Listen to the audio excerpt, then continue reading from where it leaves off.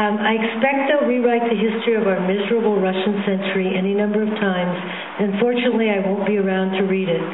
As it is, I don't look at my own copy after I make my evening deadline. I take the damp first page off the presses to wrap my bread.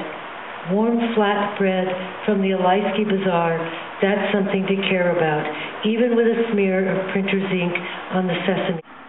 Sometimes in my discounted profession, I surprise myself. I can't help writing a good sentence now and then, a moment of detail when I describe a Russian colonial street where they've left a stand of lime trees, white fences, delicately carved blue wooden eaves. If I come upon a chai khana on a shady corner under fruit trees in the Uzbek quarter where old men in their colored robes drink tea, I might note that even Allah's heaven can't beat a dry, hot summer day when it's only an hour until the sun drops and the evening breeze comes up to make the fragrance of the ripe grapes sweeter than kisses.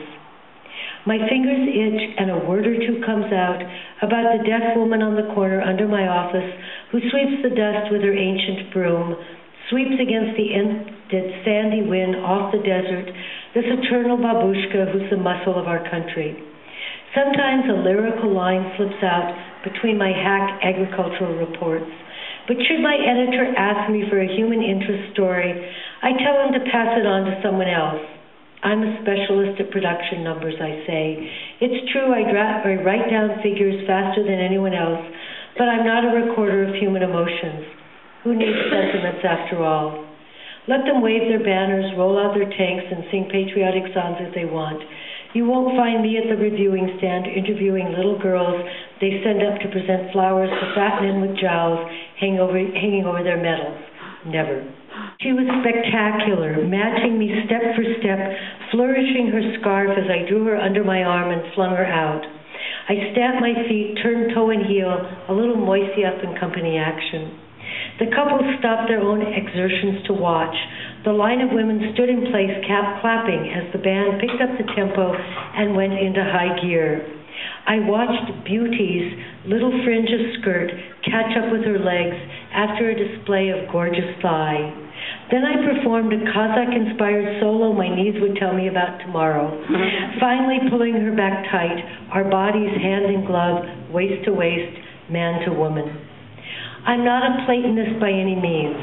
If there are universals, we've had enough of them, so spare me forms, eternal verities, and history's judgment. But from the moment I took Sally Washington in my arms, I swear that we'd been joined together in a single form, male and female, before the gods divided us out of envy. The clarinist took off on an oriental solo, and the drummer beat his sticks madly. "Where did you come from?" she asked, gasping for breath. "Tartary, ma belle.